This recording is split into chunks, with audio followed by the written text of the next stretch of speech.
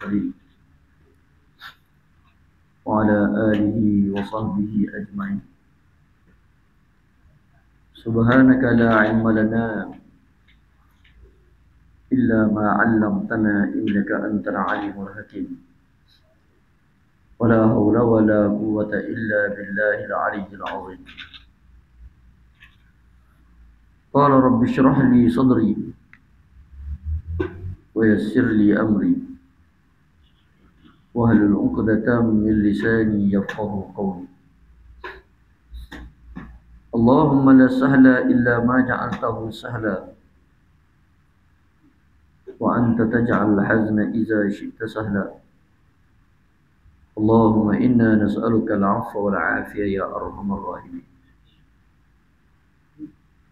السلام عليكم warahmatullahi wabarakatuh. Yang pertama, kita merafakkan kesyukuran kepada Allah Subhanahu wa taala kerana dengan limpah kurnia-Nya kita masih lagi diberikan peluang oleh Allah Subhanahu wa taala untuk kita melaksanakan tanggungjawab kita kepada-Nya.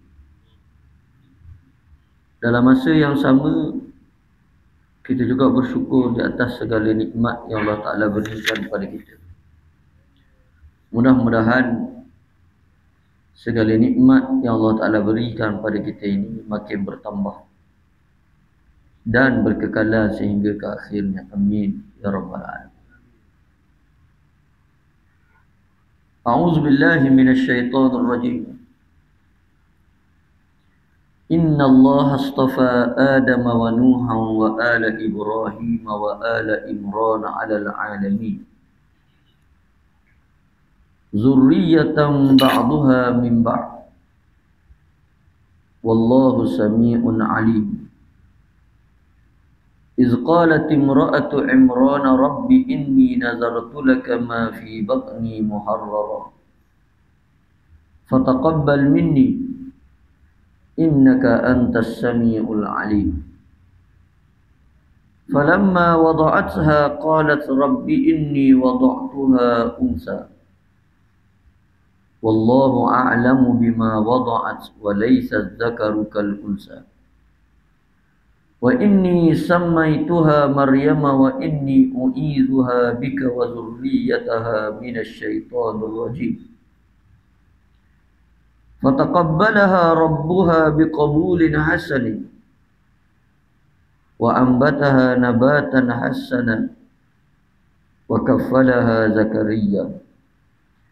كلما دخل عليها زكريا المحراب وجد عندها رزقا قال يا مريم أنى لك هذا قالت هو من عند الله إن الله يرزق من يشاء بغير حساب.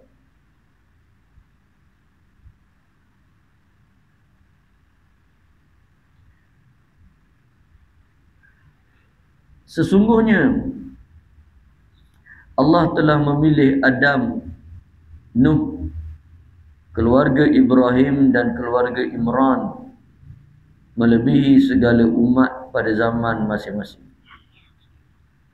sebagai satu keturunan. Sebahagiannya adalah keturunan daripada sebahagian yang lain. Allah Maha mendengar lagi Maha mengetahui. Ingatlah ketika isteri Imran berkata, ya Tuhanku, sesungguhnya aku bernazar kepadamu kandungan janin yang ada di dalam kandunganku kelak menjadi hamba yang mengabdikan diri kepadamu. Maka terimalah nazarku. Sesungguhnya Engkaulah yang Maha mendengar lagi Maha mengetahui. Maka ketika melahirkannya, dia berkata, ya Tuhanku, aku telah melahirkan anak perempuan. Padahal Allah lebih tahu apa yang dia lahirkan. Dan sudah pasti lelaki tidak sama dengan perempuan.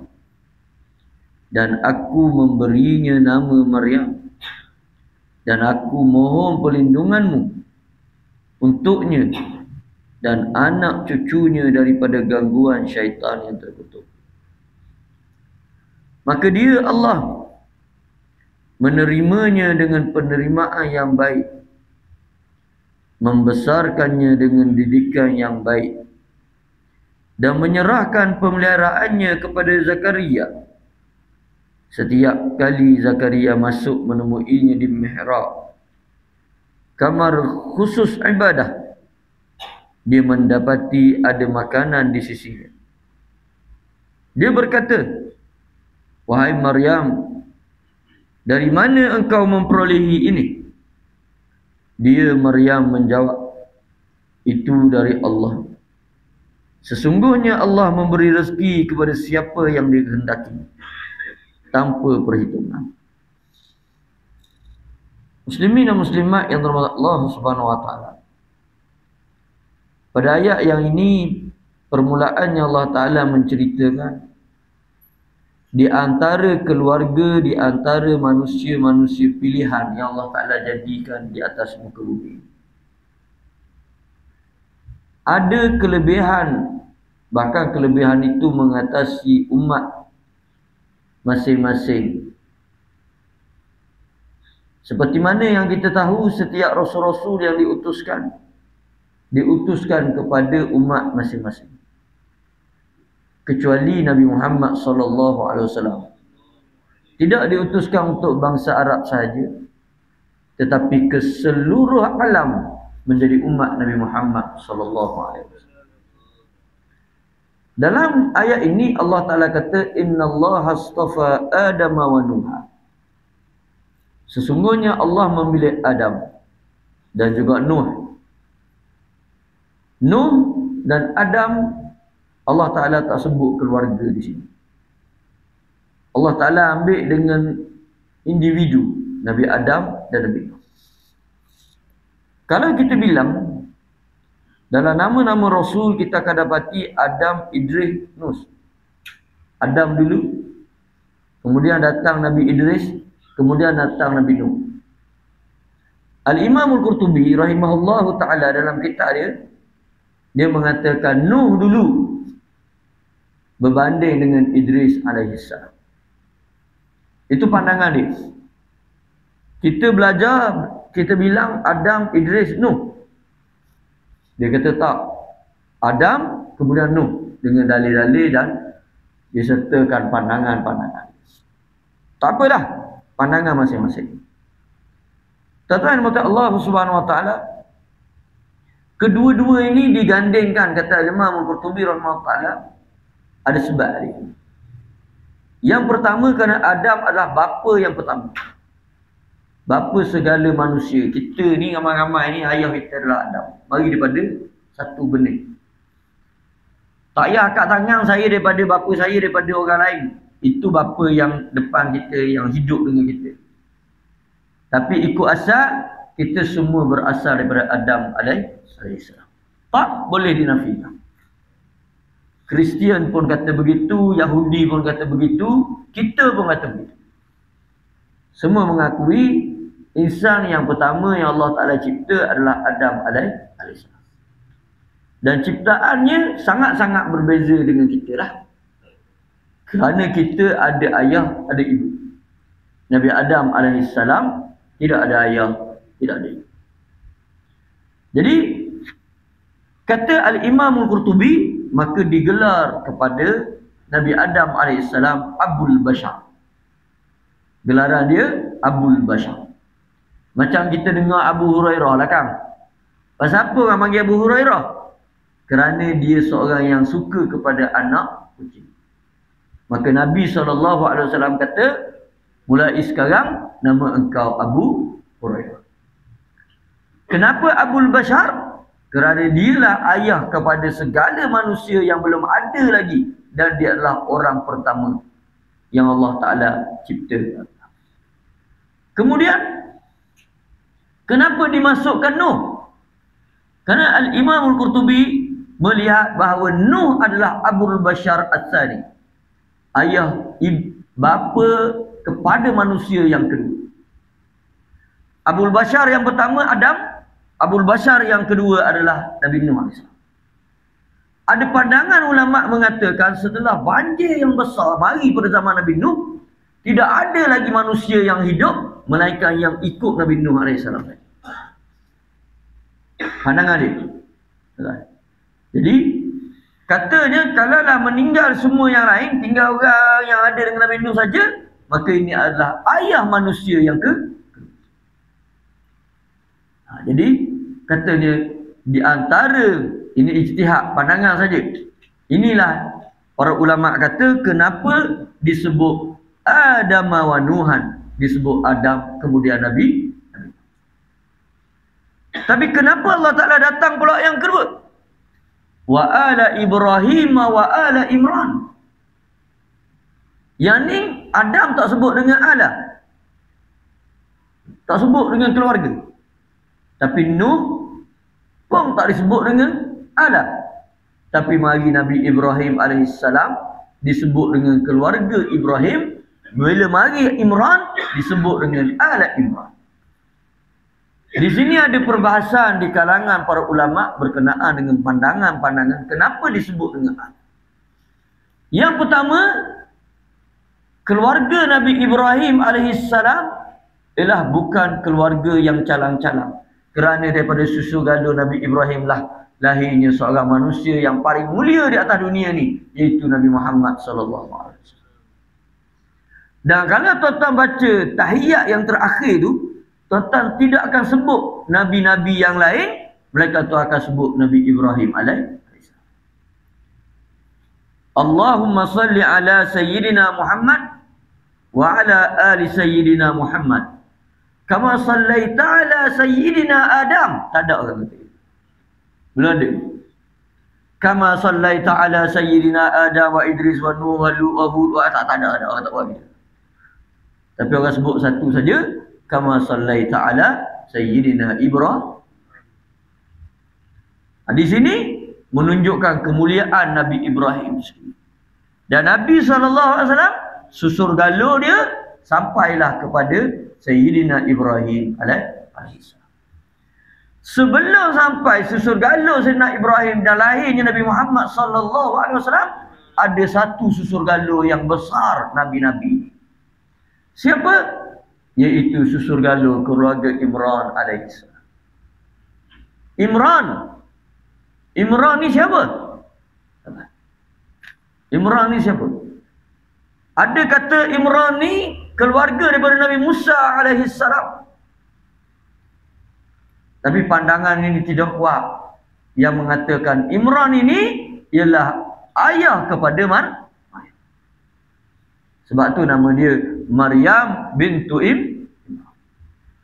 Dan keluarga Imran ini bukan calang-calang, kerana daripada keluarga Imran itulah lahirnya satu manusia yang hampir sama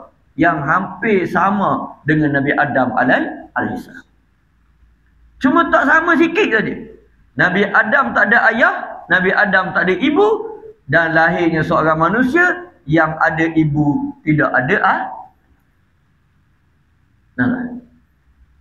para ulama sebut manusia keadaan dia, ada manusia yang tak ada ayah, tak ada ibu, Nabi Adam alaihissalam. Ada manusia yang tak ada ayah, ada ibu, Nabi Isa alaihissalam. Ada yang tak ada ibu, tetapi dijadikan daripada lelaki, ambil satu bahagian lelaki, iaitu Sayyidatuna Hawa alaihissalam. Ini kejadian-kejadian. Dan yang keempat, yang ni semua. Apa dia? Ada ayah, ada ibu. Siapa? Kita semua. Siapa sini lahir tak ada ayah? Cuba katakan. Siapa sini lahir tak ada ibu? Ayah je ada, lagi pelik. Ada. Dia ada tiga ni saja, yang keempat semua sama. Saya ada ayah, tuan-tuan ada ayah.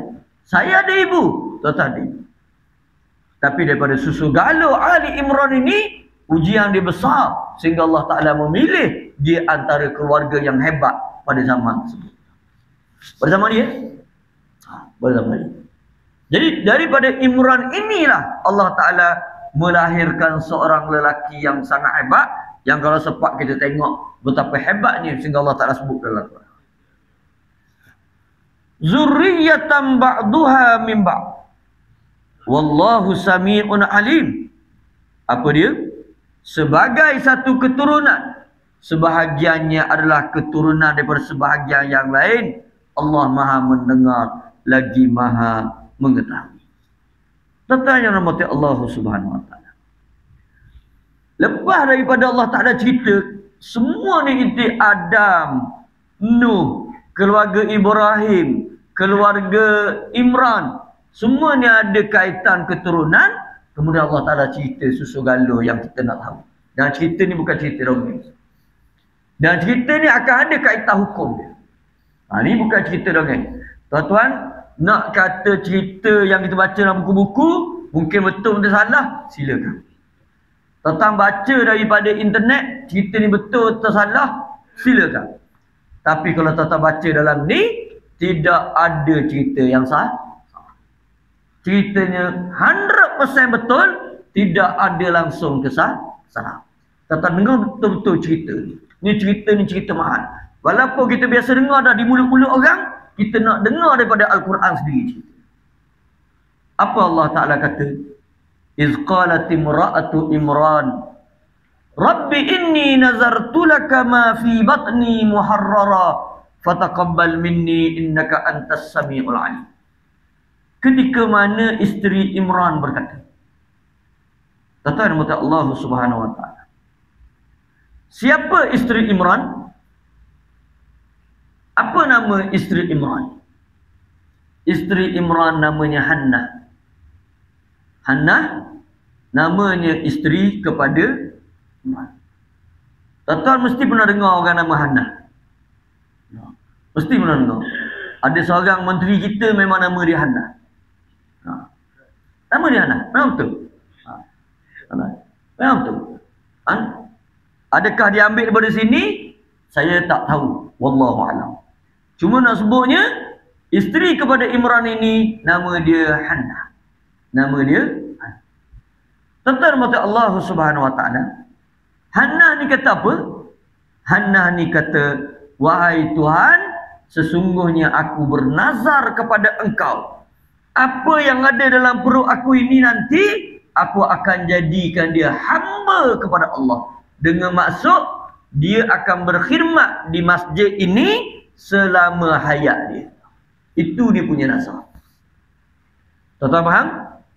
Dia kata, anak yang ada dalam perut saya, setengah riwayat kata dia tujukan pada Masjidil Aqsa. Dia kata, budak yang ada perut saya ni, nanti bila dia lahir, saya nazarkan untuk dia jadi khadam di Masjidil Aqsa. Itu niat dia. Cumanya di sini, bila kita tengok adanya sebutan nazar, apakah hukum bernazar itu sendiri? Dalam masalah bernazar ni, saya tengok orang Melayu kita ni pun suka bernazar. Bahkan kadang-kadang bernazar itu dalam keadaan bernazar tak tahu apa.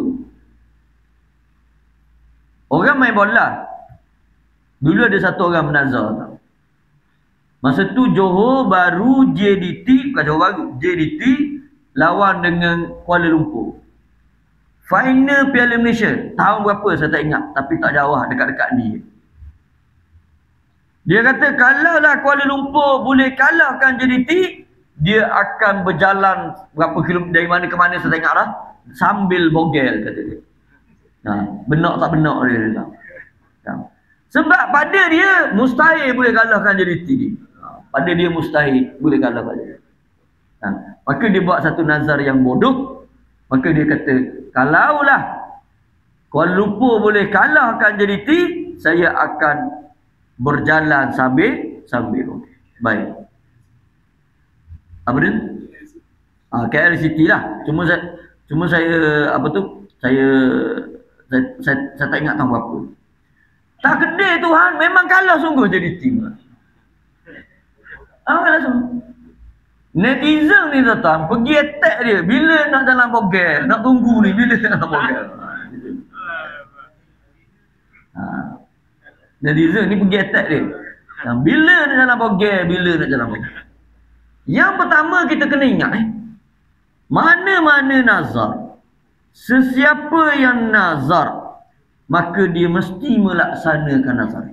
Yufuna bin nazri, mesti mereka itu bila dia buat satu nazar, mestilah dia kena patuh dengan nazar. Man nazara an yuti'illah, siapa yang bernazar untuk taat pada Allah, maka dia kena tak boleh fal yuti'hu, dia kena tunaikan. Jadi itu Nabi sebut man nazara an yuti'illah, siapa yang menazar dalam bab taat pada Allah, dia kena tunaikan. Sekarang ni kawan ni nazar dalam masalah untuk jalan bogel, kena buat ke tidak? Ini jadi masalah dia. Kata Nabi SAW dalam Sahih Muslim, Nabi kata la wafa'a li nazrin fi maksiatillah. Tidak ada nazar dalam masalah maksiat kepada, tak perlu ditunaikan.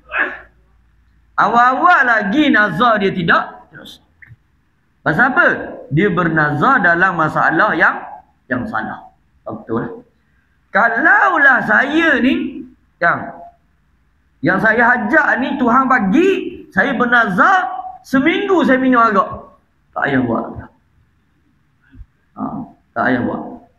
Kalaulah jadi apa yang saya nak ni, insya-Allah Ramadan ni saya tak puasa, semak muka kau. Pasal apa kau tak puasa? Saya dah menazar haram lah saya puasa. Semak muka kau. No way, tak ada. Tu kena faham. Jadi apa hukum bernazar ni? Kalau kita tengok kebanyakan para ulama meletakkan kalau nazar yang ada imbalan, hukumnya makruh dan boleh bawa pada haram. Maksudnya apa? Nak buat sesuatu, minta Tuhan bagi dulu, baru aku buat, maka kebanyakan para ulama meletakkan hukum dia makruh.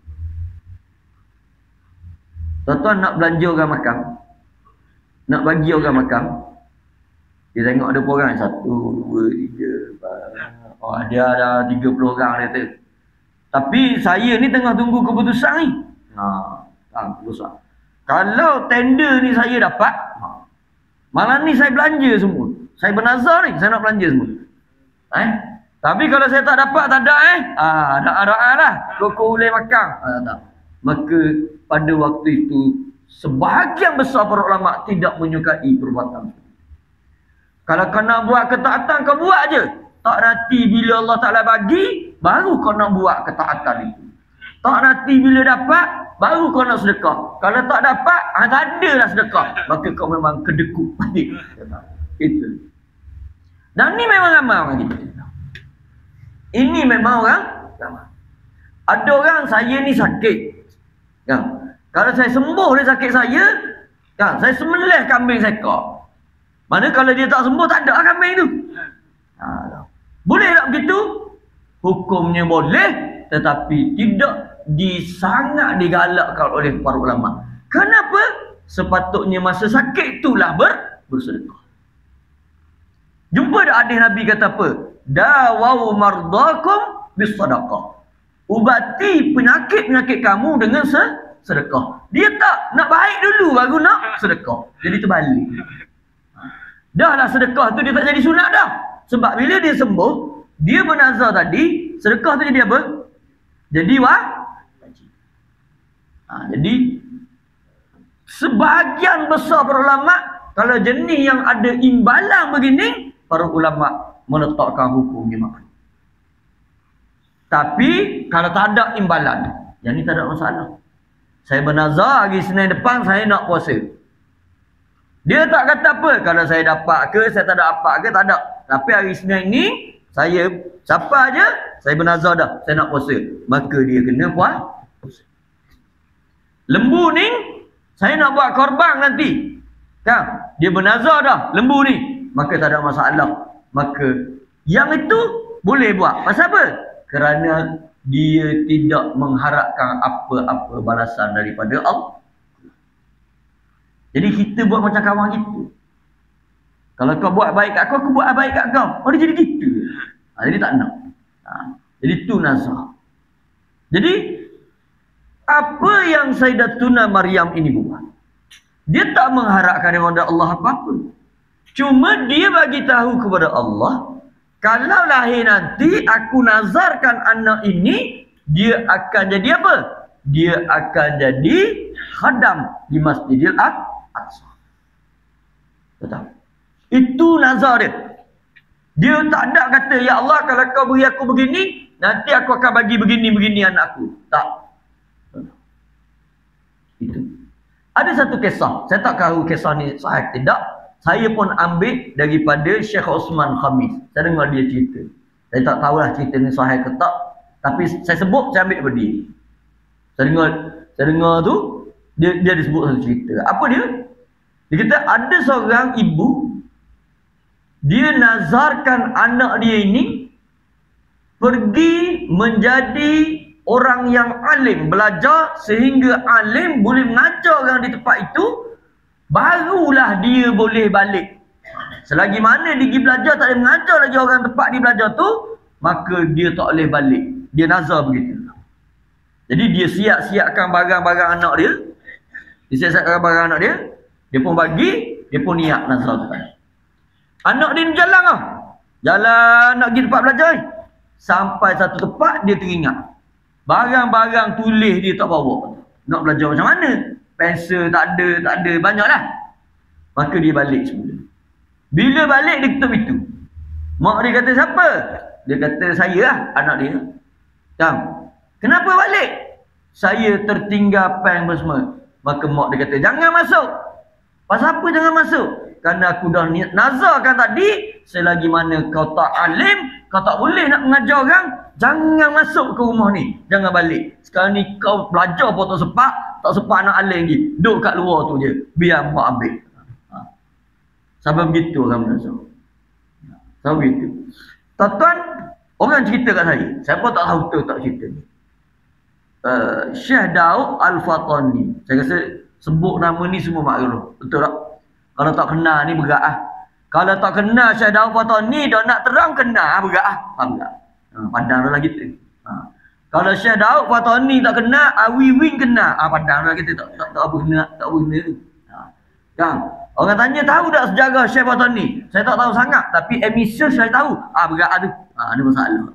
Ada masalah. Kan? Ada masalah. Jadi, apa masalah dia? Begini. Niat mak dia, saya tak tahu dalam bentuk bernazar atau tidak, cuma cerita orang tu cerita. Orang tu cerita, kan, dia cerita dalam kuliah. Ingat, tapi masa tu, dia cerita tu masa saya belajar duduk di Al-Azhar dulu. Cuma sampai sekarang saya ingat cerita dia ni. Saya tak tidak, hanya Allah Ta'ala yang tahu. Dia Syekh Daud ni, mak dia bagi tahu pada dia, engkau jangan balik. Aku larang kau balik. Sehingga kau boleh mengajar di Masjidil Haram.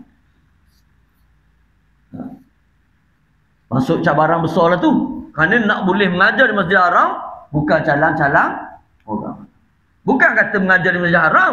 Masjid Istiqomah ni pun dia tak ambil orang biasa-biasa main mengajar orang. Main-main sekejap main mengajar. Dia tak ambil orang pergi dalam gitu. Kan? Dia nak ada tauliah. Dia nak tahu belajar di mana dulu. Tok guru dia siapa. Baru tu.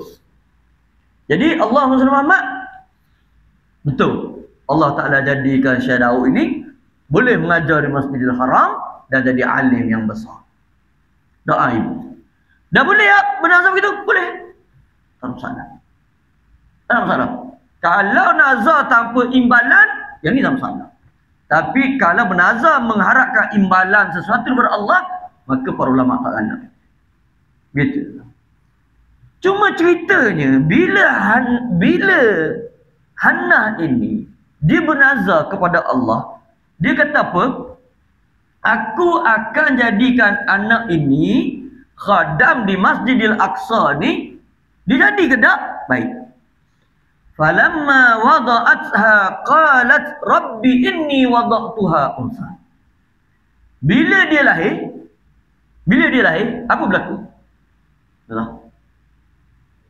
Aku melahirkan seorang anak perempuan.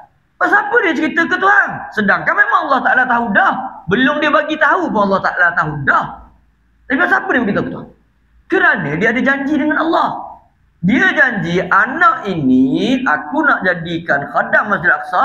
Sayangnya ya Allah, bila lahir dia seorang perempuan. Bila seorang perempuan, dia tak bolehlah jadi khadam di masjid. Nampak tak? Nampak tak? Contoh kan? Hari Isnin ni tuan-tuan kata saya bernazar nak puasa. Bernazar nak puasa. Tiba-tiba hari Ahad tu pengsan, bangun-bangun hari Rabu. Kita pun bagi tahu ya Allah, bukan kita nak tunai nazar ya Allah, tapi pengsan pada Ahad, hari Rabu baru sedar. Gitu lah. Contoh. Maka yang ni gitu juga, bukan kita nak tunai, tapi yang ini di luar kemampuan kita. Sebab tu yang pertama sesuatu nazar biar duduk dalam kemampuan kita. Betul Contoh, tuan-tuan nak bernazar raya korban akan datang. Jangan sekali-kali cuba buat yang pelik-pelik. Saya insya-Allah saya bernazar untuk korban akan datang 2 ekor unta. Cari penyakit. Cari penyakit tak? Tak cari penyakit kalau kita tak sebut tepat. Sebab kita boleh lagi bayar pergi bernazar, buat di Mekah ni. Kita kata nak sembelih di sini. Tu cari penyakit. Jadi yang susah-susah ni jangan. Dan tuan-tuan kena ingat, dalam masalah hukum menazar, dia datang daripada perkara yang sunat. Tuan-tuan, bukan dari perkara-perkara yang makruh, perkara-perkara yang tidak mendatangkan pahala. Contoh, belanja orang makan, sunat ke tak? Sunat. Saya menazar malam esok saya nak. Ini contoh bukan sungguh ni. Ini contoh saja. Saya nak belanja tuan-tuan semua malam esok.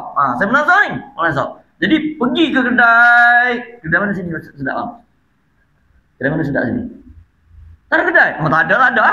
Baru nak menazar. Kedai mana sedap? Nurano. Nurano tutup malam. Mana Cik menazar tutup malam? Contoh saya menazar makan pagi esok, saya nak belanja esok di situ. Kan? Di Nurano. Tuan-tuan nak belanja semua ni. Nak belanja semua. Jadi nazar yang kita buat itu, sebelum kita fikir nak buat nazar tu, belanja orang makan ni dapat pahala tak? Kalau tak nazar sekalipun memang dapat pahala kan? Sebab sunat. Bila saya bernazar, apa hukum jadi belanja tadi? Wajib. Jadi sesuatu nazar itu daripada yang sunat pergi kepada yang wajib, bukan daripada perkara makruh. Saya menazar nak makan budu, tak jadi nazar. Jadi saya menazar nak makan cincin caluk, tak jadi nazar tu. Nazar sesuatu makruh, tidak jadi. Saya menazar start daripada hari ni, paling kurang dalam sehari 2 kotak rokok sekali saya hisap. Tak jadi nazar tu. Pasal apa teruk sangat awak menghisap ni? Allah, saya menazar ni. Tu yang tadi kena berhabis juga ni. Tak ada. Tu kena faham. Tu tak betul. Jadi dia bagi tahu pada Allah, aku ni dapat anak perempuan. Macam mana nak jadi khadam? Jadi Tuhan jawab apa? Wallahu a'lamu bima wada'at. Memang Allah Ta'ala tahu, lebih tahu dengan apa yang kamu lah. Tuan-tuan, kita ni dapat anak berapa, masa kita kahwin tu Tuhan dah tahu dah. Tuan-tuan, semua dah dalam ketetapan Tuhan. Cuma bukan Hannah tak tahu, cuma nak cerita sahaja pada Allah. Rasa ralak, sebab kalau ikut niat di hati, budak ni nanti boleh jadi khadam di Masjid Al-Aqsa. Kalau anak jadi khadam di Masjid Al-Aqsa, pahala dapat tak ke mak? Dapat lah. Sebab tu Ummus Syuhada. Siapa Ummus Syuhada? Yang 4 orang anak lelaki dia meninggal. Bila anak lelaki mati, orang bagi tahu anak awak syahid, dia senyum. Bila anak kedua meninggal, anak awak syahid, dia suka. Bila anak yang ketiga meninggal, dia suka, syahid, anak awak syahid, suka. Anak keempat meninggal, dia menangis. Orang kata anak sulung mati, senyum. Anak 2 mati, senyum. Anak 3 mati, suka. Kenapa anak keempat menangis? Kerana aku dah tak ada anak lagi untuk menjadi mujahid. Sebab dia tahu ketika anak dia berperang, dengan restu dia, dengan dia suruh, setiap pergerakan anak dia tadi, setiap tu dapat pahala pada Pasal cakap lah besar pahala anak dia syahid tu untuk dia tu tak payah cerita dah. 4 orang pula syahid datang. Bila habis yang tu menitih mata dia, ada. Nah, gitu. Ini orang kata kefahaman orang-orang yang cukup kuat dengan agama. Jadi pada dia rugi lah kalau tak anak aku ni boleh jadi khadam di rumah Allah Subhanahu Wa Taala. Baik. Walaysa zakaru kal unsa. Orang lelaki memang tak sama dengan perempuan. Itu Allah Ta'ala sebut. Walaysa zakaru kal unsa. Baik.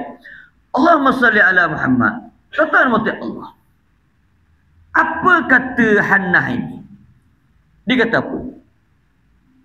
Wa inni samaituha Maryam. Dan aku menamakan dia dengan Okey. Sekarang beri nama anak ni bila? Hari ke-7 ke dapat anak tu bagi nama?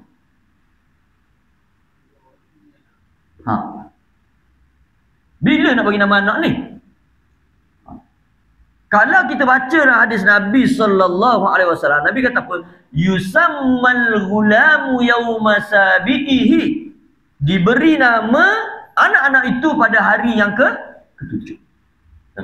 Itu Nabi sebut. Diberi nama anak-anak itu pada hari yang ke-7. Wa yuhanu wa yu'aqqu alaih. Cukur rambut dia, dibuat akikah pada hari ke-7. Itu yang orang kita cukur rambut kan. Lepas tu ambil timbang pula. Timbang itu dikira nilai dengan peraknya. Itu sunat tu. Itu perbuatan yang dibuat oleh Nabi sallallahu alaihi wasallam. Tapi sebenarnya bila? Baik. Para ulama dalam masalah ni tak sepakat. Cuma berdasarkan apa yang dibuat oleh Hannah ini. Dia kata, ya Allah, aku lahirkan anak perempuan. Dan aku namakan dia Maryam. Sebahagian ulama mengatakan, sekiranya kita sudah ada nama. Kita sudah ada nama. Dan saya percaya orang zaman sekarang, tahu je mengandung, sibuk pilih nama dah. Kan? Sudah sibuk pilih nama. Sudah sibuk pilih nama. Jadi, Allahumma salli ala Muhammad. Bila sudah sibuk pilih nama, ada tak nama? Sudah pasti ada. Ayah ada nama, mak dia ada nama sendiri. Lepas tu bila lahir saja, kalau ada nama, terus namakan. Kalau orang mari tanya, nama apa saya tunggu hari ke-7 Kalau tak ada nama. Kalau ada nama apa bagi dulu. Ini nama Maradona. Bagi tahu, contoh. Kan. Ini nama apa? Pilih. Contoh lah tak. Jadi boleh lah. Kan. Faham? Tapi kalau tak ada lagi, hari ke-7 baru kita hukum. Siapa sepatutnya beri nama? Mak atau ayah?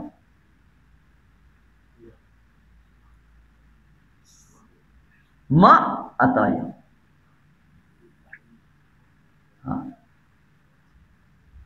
Sudah. Kalau tuan-tuan siapa bagi nama? Isteri ke kita? Kadang-kadang kita ikut orang, malah nak fikir-fikir bagi je lah apa. Ada orang kalau tuan-tuan perasan anak dia nama panjang, hak depan dia punya, hak belakang bini dia punya. Ada tak ini? Ada tak? Gabung. Ada. Tak, kalau tak bergaduh. Ambil kau separuh, aku separuh. Azan dulu.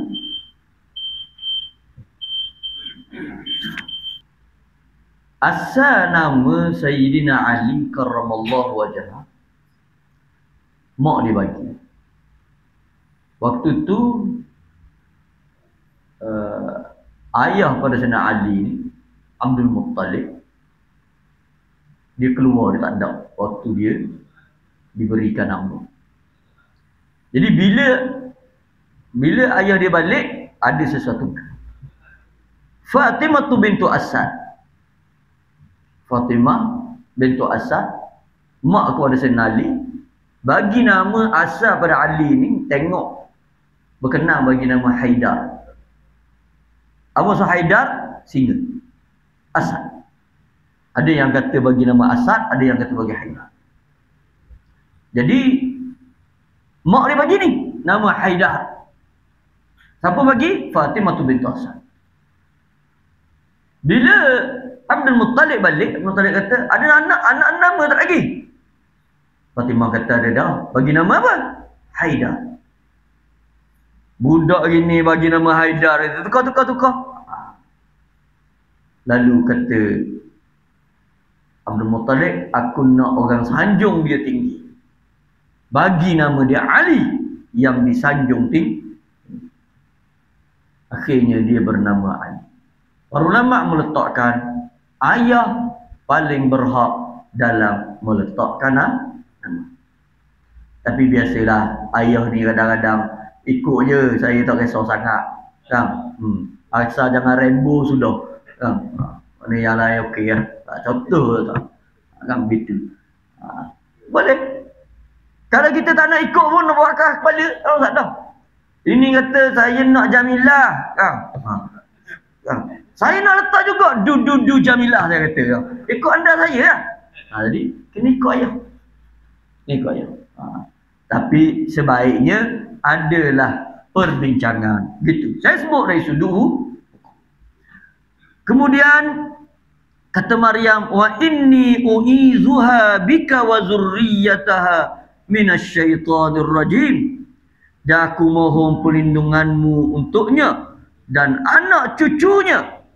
Siapa anak cucunya? Daripada gangguan syaitan yang terkutuk. Kata Hannah, kan, aku namakan anak ini Maryam, ya Allah. Dan aku mohon kepada engkau, Maryam ini tidak diganggu oleh syaitan, dan keturunan dia, anak dia juga tidak diganggu oleh syaitan. Berlaku dah. Apa kata Nabi SAW? Nabi sebut, bukan saya sebut. Setiap budak yang dilahirkan akan diganggu oleh syaitan. Jadi kita semua ni memang pernah kena ganggu oleh syaitan. Bukan setakat masa kecil, besar ni pun selalu diganggu oleh syaitan. Kan? Jadi itu kita lah nak buat macam mana. Apa masalah dia? Setiap budak yang baru dilahirkan akan diganggu oleh syaitan. Melainkan dua orang saja kata Nabi SAW, iaitu Maryam bintu Imran dan Isa bin Maryam. Dua orang ni. Kerana doa Hannah ni tadi bagi tahu direct kepada Allah, ya Allah, aku beri nama dia Maryam dan aku minta berlindung dengan engkau daripada syaitan, daripada anak aku ini dan anak-anak keturunan anak. Jadi itu kata Rasulullah sallallahu alaihi wasallam. Apa dia? Fataqabbalaha rabbuha biqabulin hasan wa ambataha nabatan hasana wa kaffalaha Zakaria. Maka Allah menerimanya dengan baik, dengan penerimaan yang baik. Tuan-tuan, sebab tu kerja kita berdoa. Allah Ta'ala terima tak terima, itu kerja dia. Kerja kita minta. Saya minta dah, tak jadi, minta lagi. Minta dah, minta lagi. Dengan syarat ud'ullah wa antum muqinuna bil ijabah. Awak berdoa dengan Allah, yakin Allah akan bagi. Kadang-kadang Allah tak bagi yang kita minta, dia bagi yang lain. Itu yang kita tak sedar tu. Kita dah minta benda lain, ada kebaikan yang Allah Ta'ala bagi yang lain daripada doa kita. Itu yang kita tak perasan. Di sini Allah Ta'ala terima. Wa kaffalaha Zakaria.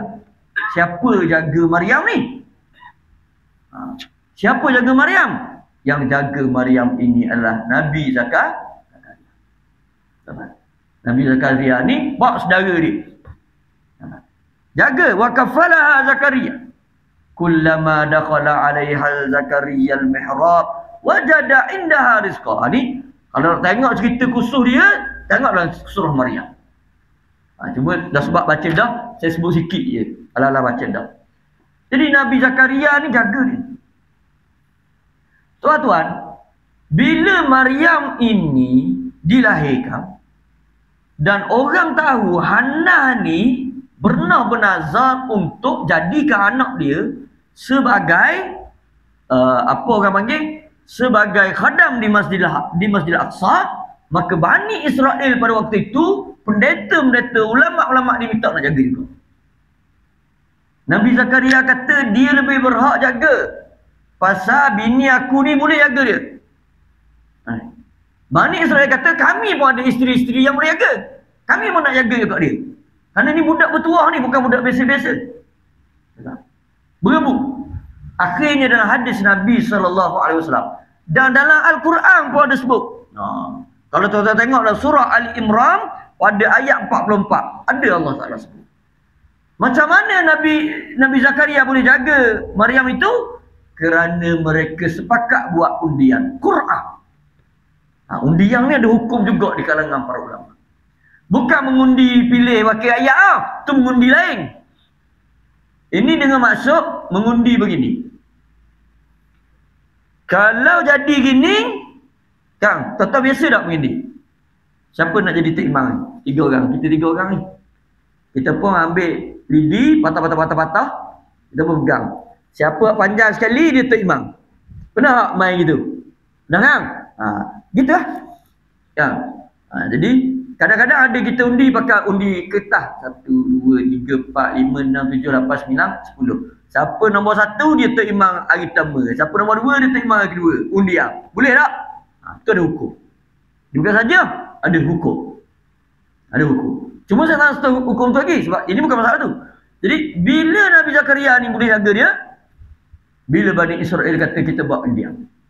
Sekiranya kita letak pen kita, saya tak tahu pen dia bentuk mana dulu tapi kalau kita letak pen ini dalam sungai ini, dan pen yang mana melawan arah, sepatutnya arus ke sana tapi dia lawan arus, maka dia boleh jaga Maryam.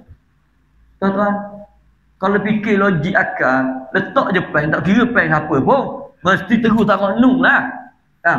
Tapi bila letak saja, semua pen ke sana, melainkan pen Nabi Zakaria alaihissalam. Tuan-tuan tengok ni, dalam ayat yang keempat ni, iz yulquna aqlamahum, ketika mereka membaling pen-pen mereka dalam air. Ini sebab saya kata awal-awal dia bukan cerita dongeng. Jadi Nabi Zakaria jaga Maryam ni. Tapi ada satu benda yang Nabi Zakaria pelik. Setiap kali masuk mihrab, mihrab ni apa? Kita panggil yang depan ni mihrab. Sini tak ada mihrab dah raya. Kalau masjid bagian depan ni kita panggil mihrab. Betul tak?